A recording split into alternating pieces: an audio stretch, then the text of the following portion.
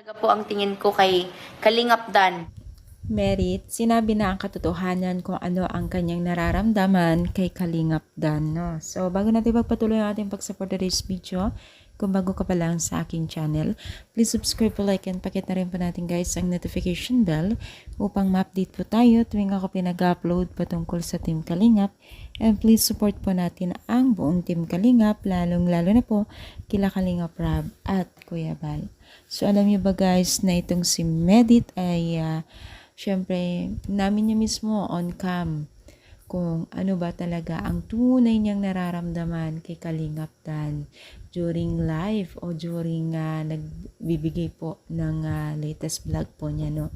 So, aminado itong si Medit nga po na ang tingin lamang po talaga niya kay Kalingap Dan ay pagiging isang kaibigan. Yes, mga mima, maliwanag po yung sinabi niya na kaibigan lamang ang turing niya kay Kalingap Dan. So, sa mga nagsasabi dyan na kilig or may pagtingin si Medit sa kanya ay big no po pala, no.